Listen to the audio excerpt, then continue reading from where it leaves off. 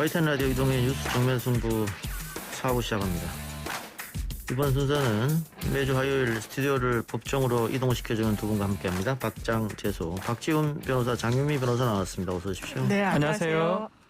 지난 11월 6일에 일어난 폭행 사건인데 6개월 만에 경찰 조사입니다. 이용구 차관 택시기사 폭행 사건. 일단 당시에 조사가 어떻게 이루어졌는지 좀 살펴볼까요? 네, 이게 11월 6일 차관으로 되기 한 3주 전인데요.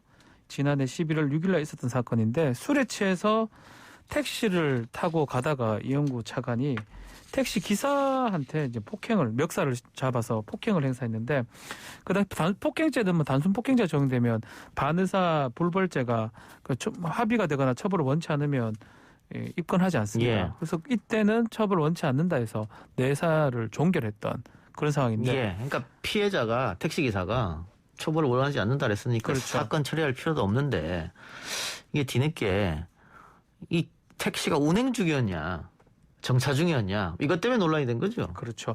사실은 단순 폭행죄냐 그리고 특가법상의 운행자 폭행죄냐.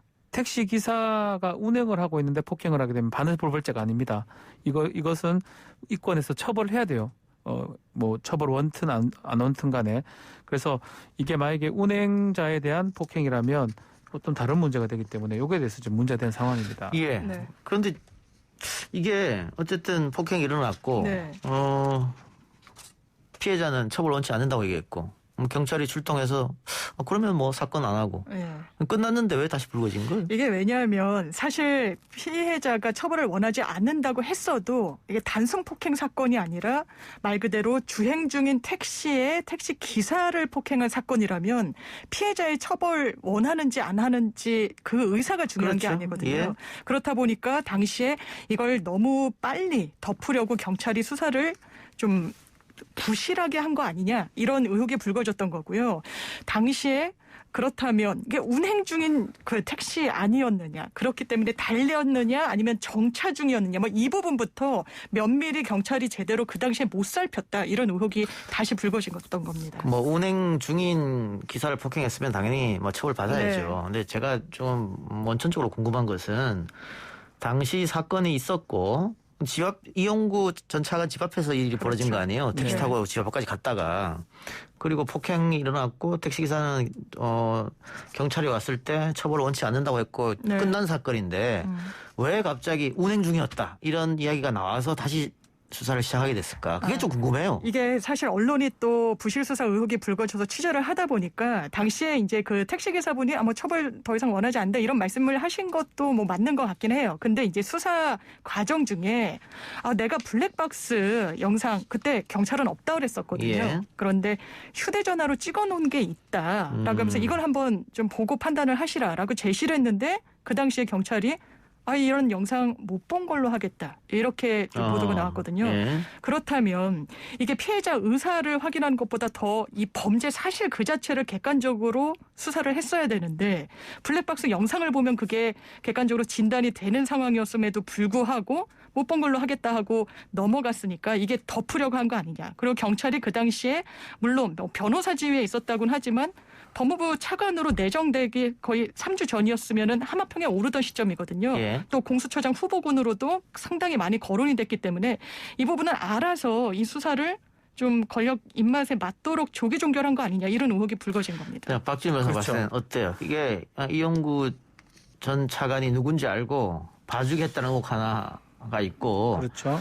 또 하나는 운행 중이었지만 이게 또 사건 처리하면 경찰이 또 귀찮잖아요, 사실상. 사실상 네. 저는 이제 서초동에 가면 변호사들이 상당히 많습니다. 네. 서초 경찰서 서초구에서 있었던 일이고, 그래서 뭐 지금 보도상으로는 뭐 이용구 차관이 공수처장에도 올랐던 것도 확인했다, 뭐 이런 여러 가지 얘기가 나오고는 있는데 실제로 사건을 처리하는 과정에서 뭐 이게 운행자든 아니든 간에 만약에 이 일반 변호사라고 하고 또 합의가 또 됐고 이러면.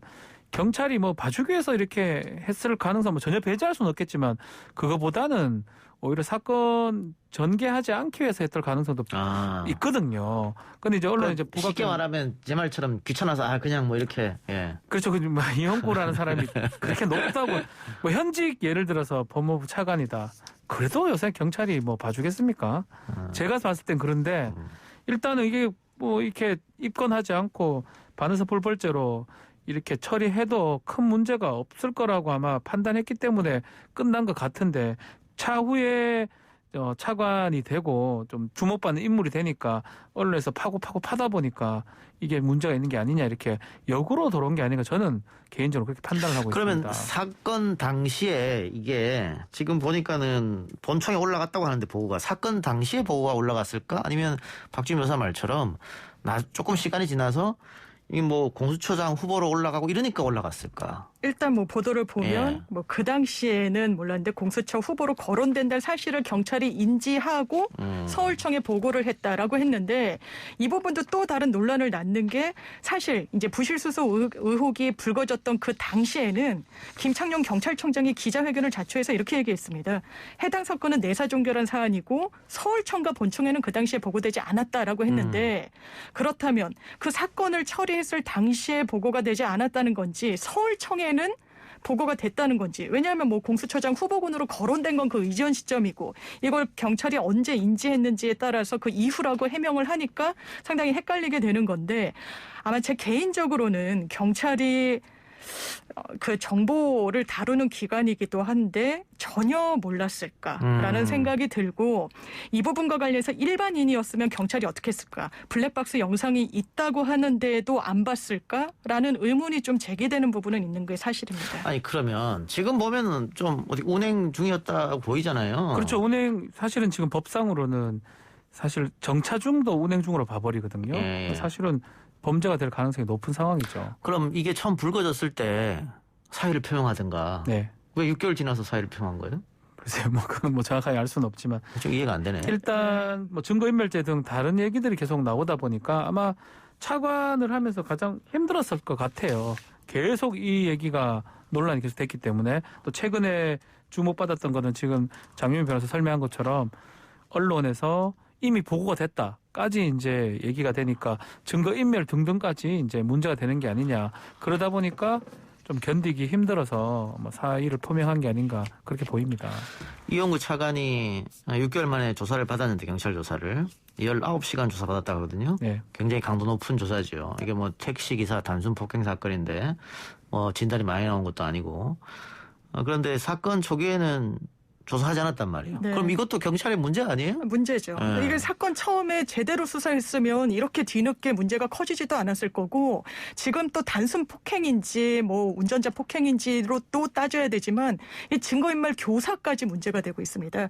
그 당시에 이용구 차관이 택시 기사분한테 블랙박스 영상이 있으면 그걸 좀 지워달라라고 요구를 했다라고 하는데 보통 자기가 자기 범행의 증거를 인멸하면 그게 죄가 되지 않지만 그걸 교사하면 또 별도의 죄가 성립하거든요. 그러니까 이게 점점 불어나면서 최초의 수사가 제대로 안 되니까 이렇게까지 다른 혐의까지 더해지면서 수사가 더 커지는 게 아닌가 이런 생각이 듭니다. 경찰이 차관 간두니까 이렇게 19시간 조사한 거 아닙니까? 아마 뭐 이게 차관을 관두고 한 건지 아니면 이미 이제 소환이 돼서 또 차관을 관둔 건지 그건 뭐 선후 관계를 알 수는 없습니다. 어쨌든 간에 그 당시에 뭐 짜고 우리가 소위 말하는 경찰이 아주 위협을 느껴서 이 이용구라는 사람이 너무 무서운 사람인데 이 사람 봐줘야 된다. 단순 폭행으로 그냥 하자. 이렇게 될 가능성은 저는 적다고 보거든요. 어쨌든 간에 언론이나 뭐 여론에서 계속 얘기를 하다 보니까 경찰에서 계속 새롭게 하다 보니까 문제점이 제기된 거고 또 그러다 보니까 이용구 차관 입장에서는 뭐 사의 표명까지 간 것으로 좀 보입니다. 알겠습니다. 다른 건으로 넘어가죠. 어제 윤석열 전 검찰총장의 장모 최모 씨에게 검찰의 구형이 나왔는데 어떻게 나왔습니까? 네, 이 요양급여를 부정수급을 했다는 혐의로 지금 최모 씨, 윤석열 총장의 장모죠. 지금 기소가 됐는데 이미 같이 공범격으로 보인 3명 다 유죄 판결을 받고 뭐 실형 내지 집행유예를 받았습니다. 예. 그래서 이 최모 씨한테 이 검찰은 징역 3년을 해달라고 구형을 했고요. 예. 검찰 얘기하면서 병원에 관여한 걸 명백하고 또 다른 공범이 범행을 하는데 적극적으로 저지하지 않았다라고 의견을 밝혔습니다. 자, 말씀하신 대로 4명이 공범인데 이 최 씨를 제외한 3명은 실형이 났고 네. 그중에서도 제일 크게 난 사람은 4년형을 받았는데 그렇죠. 일단 이 최모 씨한테 3년을 구형을 했습니다. 네. 이 근데 최모 씨는 어떻게 변론했습니까? 일단 3년 구형이면 검찰이 상당히 좀 중죄라고 본 것 같습니다. 그리고 본인은 이제 검찰이 이 요양병원에 깊숙이 그 장모가 관여했다는 근거로 대출을 받아서 이 병원 운영 자금으로 사용한 그 내역을 그 공소유지의 하나의 중요 근거로 삼았는데 오히려 이 부분을 장모는 나는 병원 개설한다고 하길래 돈을 빌려준 거에 불과하다. 그리고 돈 받는 그 어떤 생각에 병원 운영에 관심을 가진 것은 맞지만 내가 직접 하거나 하진 않았다. 이렇게 정면으로 혐의를 부인했고요. 근데 그러기에는 본인의 사위가 이 병원에 이제 직원으로 근무를 하기도 했고 또 다른 공범들의 어떤 범행을 전혀 몰랐다고 할지 거리두기가 가능할지 이 부분도 사실 의문인데 일단 이 변호인이 때 언론에 인터뷰를 한 걸 보면 이거 전형적인 정치적 수사고 표적 수사다. 그렇기 때문에 상당히 좀 억울하다. 이런 입장을 또 밝히고 있기도 합니다. 예? 그렇기 때문에 지금 3년을 구형을 했는데 만약에 이제 범행 자체를 인정하고 뭔가 반성한 태도면 집행유예나 뭐 이것도 가능을 한데요. 지금 영 부인하는 상황이거든요. 예. 하지 않았다라는 겁니다. 그렇지만 뭐 증거관계상으로 봤을 때도 그렇고 뭐 이미 재판 과정에서 증언도 있었고요. 또 공범들이 전원 유죄를 받았습니다. 그래서 이런 상황이라면 이 부인하는 상황에서 집행유예하기 좀 어려울 수도 있습니다. 재판부 입장에서 만약 무죄가 되면 뭐 모르겠지만 지금 뭐 겉으로 드러난 언론에 보도된 바에 따르면 뭐 무죄가 되기는 쉽지 않아 보이는 상황이라면 실형이 될 가능성도 배제를 못한다라고 보입니다. 지금 근데 변호인단은 검찰에 실망스럽다 뭐 이렇게 네. 얘기했다고 하는데 그렇습니다. 뭐 윤 전 총장이 아끼던 조직 아닙니까? 그렇죠. 예. 그래서 변호인도 뭐 이렇게 얘기하고 있어요. 내가 정말 검찰을 애정하고 있는데 이번 수사는 정말 정치적으로 잘못됐다. 이렇게 얘기를 하기도 하고 또 윤석열 전 총장이 장모와 관련해서 이야기를 했다라고 전원 형식으로 지금 언론 보도가 되고 있기도 한데요. 예. 이제 정진석 의원을 비롯해서 뭐 여러 이 야권 인사들을 접촉하고 있다는 게 보도되고 있는데 예. 정진석 의원을 만나서 우리 장모는 본인이 사기를 당한 적은 있어도 남에게 10원 한 장 피해 준 적은 없다. 내가 장모가 정말 남들에게 이렇게 피해를 끼치고 했다면 그리고 불법을 자행했다면 정치를 할 수 있었겠느냐 굉장히 좀 강도 높게 엄호하고 나왔거든요. 검찰이 수사를 잘못한 겁니까 그러면? 일단 윤석열 전 총장의 시각은 그렇고 이게 사실 뭐 조국 전 장관을 다시 이야기해서 좀 그렇지만 본인도 이제 억울하다고 하는 부분이 있을 텐데 같은 잣대로 보면은 이게 검찰을 본인도 사실 조국 전 장관과 같은 입장에서 정치 수사다. 이건 뭔가 의도가 있다라고 예. 또 검찰을 정조준한 게 아닌가 이런 생각도 듭니다. 이 사건은 사실은 너무나 단순한 사건입니다. 뭐 앞으로 판결 선고가 되겠지만 만약에 무죄가 된다면 뭐 때문에 무죄되는가 제가 궁금해서 꼭 그 판결문을 볼 건데 예. 지금 패턴대로라면 뭐 무죄가 될 수가 없습니다. 입건조차 안 하고 불기소 뭐 기소가 안 된 이유 자체가 4명이 동업을 하면서 이 최모 씨는 너는 빼주겠다는 각서를 채무 면제 각서를 쓰면서 이 국가의 형사사법 처벌권이 어떤 4명의 각서에 의해서 좌지우지되지 않거든요. 그러니까 만일 문제가 생긴다고 하더라도 그렇죠. 최모 씨 당신은 빠져라. 이런 각서를 서로 썼는데 사실 말도 안 되는 건데 그 각서를 보고 검찰이 기소 안 했다는 얘기잖아요. 그렇죠. 그게 맞다 그러면 오히려 이 사건에서 끝날 문제가 아니고요. 이 사건을 어떻게 하기 위해서 했던 사람이 있다면 그런 사람들이 직권남용 등 범죄가 될 수가 있습니다. 2015년에 있었던 사건이기 때문에 검찰이 일부러 봐준 거 아니냐? 뭐 그런 것까지 사실 더 문제가 될 수가 있어요. 이 사건 여기서 끝날 문제가 아니다. 오히려 이 사건은 당연히 제가 봤을 때는 유죄 쪽으로 가는 게 맞는 것 같고요. 다른 게 있으면 모르겠습니다. 그거는. 그렇다면 오히려 총장의 장모기 때문에 아니면 총장이 아는 사람이기 때문에 봐주는 형국이 됐다면 또 다른 어떤 국면으로 전개될 가능성도 배제할 수가 없는 거죠. 근데 문제는 이 사건 말고 또 하나가 지금 재판에 계류 중이지 않습니까? 그렇죠. 사문서 위조 300억 이상의 사문서를 위조했던 사건입니다. 그 사건도 지금 결심이 다가오고 있습니다. 위조죄, 위조행사죄 등인데 그것도 되면 그것도 합쳐져서 재판이 될 걸로 보입니다. 근데 그 사건은 어쨌든 300억 내 통장에 300억 잔고가 네, 있다라고 거짓말한 거죠. 위조한 것은 본인이 인정했잖아요. 네, 고건도 지금 인정했기 네. 때문에 일반적인 거라 되려면 이제 피해를 끼친 거에 따라서 위조죄가 뭐 5년 이하이긴 하지만 뭐 형이 좀 더 높아질 수도 있거든요. 그래서 그 건도 사실은 집행유예 되기 쉽지는 않아 보이거든요. 이 건도 마찬가지고요. 그렇지만 뭐 우리가 알 수 없는 또 언론에 보도되지 않는 뭐 내용들이 있다 그러면 뭐 그거는 변론으로 해야 될 것 같습니다. 아까 장인 변호사가 얘기한 윤석열 전 총장이 장모가 사기 당한 적은 있어도 10원 한 장 피해 준 적은 없다. 이건 뭐 네. 윤석열 총장이 직접 한 말인지 정확히 알 수는 없습니다. 예, 전원 형식이니까. 전원 형식으로 예. 기사에 났으니까. 근데 방금 모르겠습니다. 그 앞에 거는 어떻게 결과가 어떻게 될지 모르겠습니다만 지금 통장 잔고 위조는 본인이 300억을 위조했다고 인정했는데 그렇죠. 10원이 문제가 아니고요. 10원 한 장 피해 준 적 없다고 하면 이게 과연 말이 될까? 10원이 문제가 엄청난 피해를 입힌 거거든요. 은행에 마찬가지고 그 거짓말 사문서 그 잔고 증명서를 통해서 대출을 받고 했던 거거든요. 그러니까 은행 입장에서는 우리가 당신을 뭘 믿고 수백억을 대출해 주느냐 네. 했더니 이거 봐라 내 통장에 300억 있지 않느냐 그래서 대출해 준 거잖아요. 그렇죠. 일반인 같으면 당연히 구속이죠. 해주지도 않을 뿐더러 만약 그거를 간 크게 했다 그러면 가만 놔두겠습니까? 네, 상당히 범행의 재질은 안 좋은 범행을 저질렀다고 보는 게 맞는 것 같습니다. 알겠습니다. 어쨌든 뭐 언론이나 민주당에서 장무권 가지고 공격을 하면 이준석 전 최고가 주머니 하나 던져주겠다고 네, 부단 주머니. 세개 갖고 있다 하던데요. 지켜봅시다. 정부가 추진하는 국조법 개정에 반발이 심하다고 하는데 일단 국조법 개정안을 살펴볼까요? 예, 인터넷 보면 정말 뭐 부글부글 여론이 끓고 있다 이렇게 뭐 얘기해도 과언이 아닐 정도인데요. 일단 법무부가 지난달 26일에 국적법 개정안을 입법 예고하겠다 이런 방침을 밝힙니다. 근데 그 내용을 살펴보면 한국 영주권을 가진 외국인 자녀는 이제 국적 취득 절차를 생략하고 신고만 해도 이제 국적을 취득할 수 있도록 하겠다. 이런 예. 내용인데요. 예. 이 새 제도가 도입되면 이제 6살 이하의 자녀는 별도로 요건 없이 신고를 하면 이제 한국 국적을 갖는 게 가능해지는 겁니다. 일단 법무부 추산에 따르면 이 정책이 시행됐을 때 그 대상자는 한 3,900명 정도가 된다고 하고요. 매년 한 600명에서 700명이 추가 대상자로 집계되고 있는 그런 상황입니다. 근데 이 국조법 개정안에 상당한 반발이 있는 이유는 어디 있을까요? 그렇죠. 가장 문제점이 이 개정의 수혜 대상자가 중요합니다. 예? 중국인이 대다수라는 겁니다. 그러니까 음. 중국인이 우리 한국에 거주하고 있다가 아이를 낳는 경우 그 경우 신고를 하면 6살 미만이면 바로 뭐 큰 문제 없이 국적 취득이 되기 때문에 중국 아이인데도 우리나라 사람이 된다라는 자체에 상당히 불만이 있고 그러다 보니까 지금 국민청원이 31만을 넘은 상황입니다.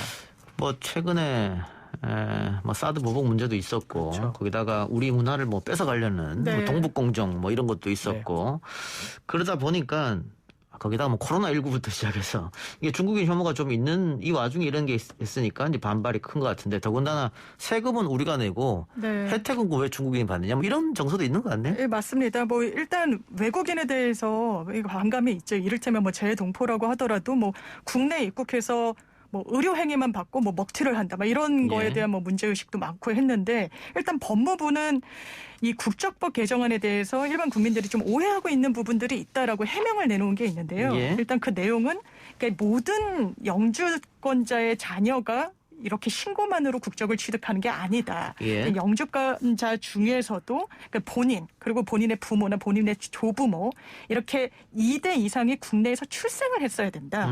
그리고 우리나라와 또 역사적으로 또 혈통적으로 유대가 깊은 재외동포, 그러니까 중국 동포나 아니면 뭐 제일동포나? 카자흐스탄, 예, 제일동포 이런 분들이 좀 대상이기도 하고 과거에 한국인이었는데 외국 국적을 취득한 그런 재외동포들.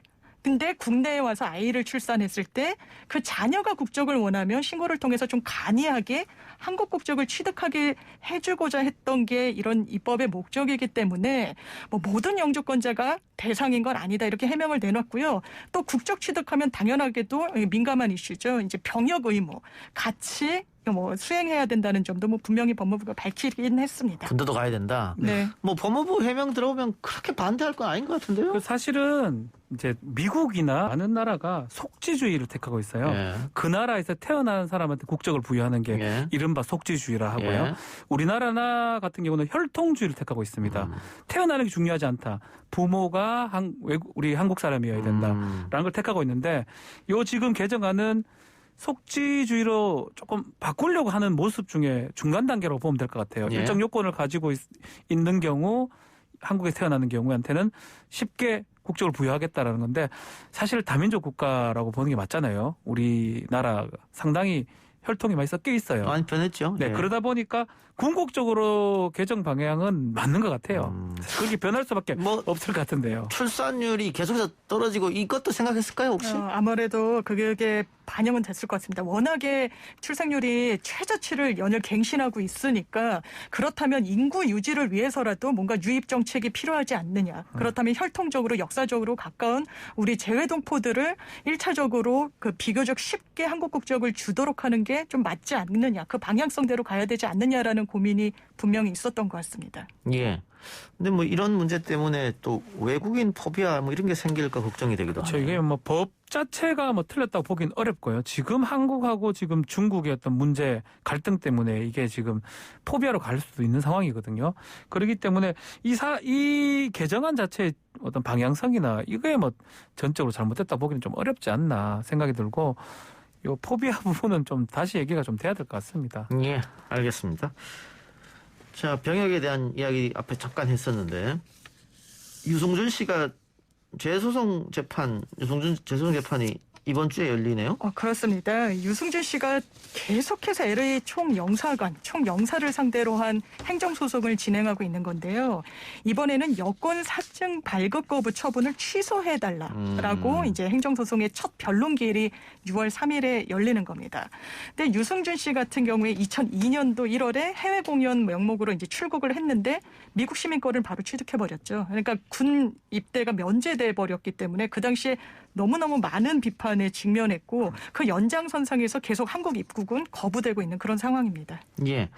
근데 대법원 판결에서 유승준 씨가 이기지 않았나요? 그거는 이제 그 건에 대해서 이긴 거죠. 예. 무한 궤도로 계속 거절할 수는 있습니다. 영사관에서. 예. 그리고 F4 지금 그건 재외동포 비자인데요. 지금도 본인이 다른 비자로는 들어올 수 있어요. 그런데 굳이 이걸로 자꾸 들어오려고 하니까 문제가 되고 이번에 혹시나 소송에서 이긴다 하더라도 또 총영사관에서 입국을 거절하면 비자 발급 거절하면 또 똑같습니다. 그걸 또 소송하고. 오지 네. 마세요. 똑같아요. 뭐 100년 걸려요. 쉽지 네, 않겠네요. 무한으로 진짜 지속될 수 있는 거죠. 그냥 A1이나 이런 걸로 오라 F1이나 이런 걸로 오면 될 긴데. 뭐 유승준 씨가 이렇게 한국에 와서 계속 오려고 하는 이유는 어디 있을까요? 세금이죠, 뭐. 세금이요? 저는 그렇게 봅니다. F4가 세금이나 이런 거 활동을 1년간 이상 할 수 있으니까. 그런 의료가 없다면 다른 비자로 와도 되는 거거든요. 뭐 관광 비자로 올 수 있나요? 그거는 지금 거부를 당하지 않았습니다. F4만 지금 신청하고 있는 상황입니다. 그게 재외동포 비자거든요. 예. 이상합니다. 근데 글쎄요, 유승준 씨가 뭐 최근 또 유튜브 활동도 하던데 네. 하면 할수록 또 더 비난을 받는 것 같아서 그렇죠. 그 여론전에도 실패하고 있지 않느냐. 여론전에 실패하는데 그만큼 또 실패할수록 또 유튜브나 본인의 수익 창고는 각광을 받는 부분이 있으니까 그걸 또 의도한 부분도 없지는 않지 않을까. 분명히 영리 쪽에 방점이 찍혀 있는 건 맞는 것 같습니다. 예. 그러면 재소송 결과는 어떻게 보세요? 근데 지금 두 분 변호사 이야기하는 거 보니까 재소송 결과가 별 중요하지 않겠네요. 네네. 영사관에서 그냥 계속 안 하면 계속 안 하면 그만입니다. 예. 행정소송이 다 그렇습니다. 네, 처분 하나가 다 소송의 대상물이 되는 거기 네. 때문에 계속 안 해주면 그때마다 소송을 하게 되는 거고 또 LA 총영사가 과거에 대법원에서 패소를 한 건 법무부가 유승준 씨를 입국하지 못하게 하는데 그거를 별다른 판단 없이 그냥 기계적으로 받아들였다. LA 총영사 왜 재량적으로 그걸 판단하지 않았냐 그 부분이었어요. 네. 그렇기 때문에 이게 판단이 뭐 달라지진 않을 것 같습니다. 본질적으로는. 알겠습니다.